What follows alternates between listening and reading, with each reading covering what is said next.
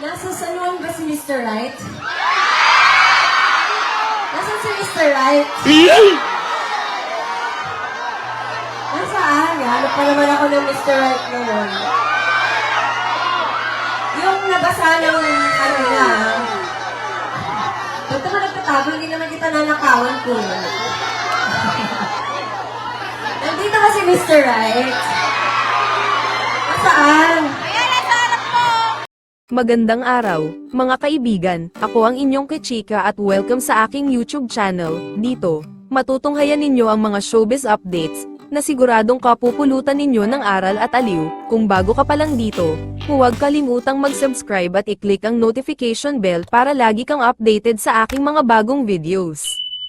Naging espesyal ang pagdiriwang ng Wata Wata Festival sa San Juan sa pagdalo ng isa sa pinakasikat na artista sa bansa, si Kim Chiu. Ang Wata Wata Festival, na taunang ipinagdiriwang bilang parangal kay San Juan Bautista, ay kilala sa makulay at masayang pagbabasaan ng tubig sa lansangan. Ngunit sa taong ito, mas pinasaya pa ito ng presensya ni Kim Chiu. Dumating si Kim sa San Juan bandang alas 10 ng umaga, agad siyang sinalubong ng mga opisyal ng lokal na pamahalaan, kabilang sina Mayor Francis Zamora at iba pang mga konsehal. Kasama rin sa pagsalubong ang ilang mga tagahanga na matiyag ang naghintay upang makita ang kanilang iniidolo. Ang Wata Wata Festival ngayong taon ay tunay na naging mas espesyal at makulay dahil sa presensya ni Kim Chiu.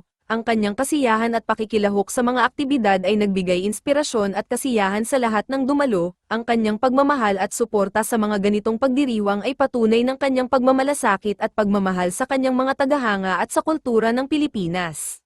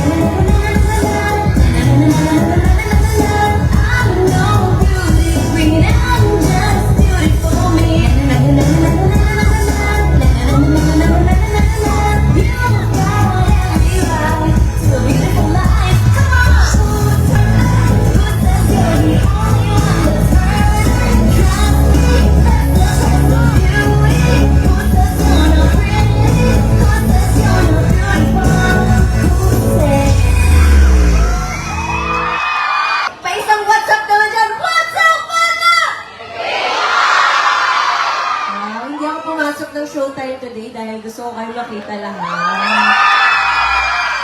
Pwede ba yun?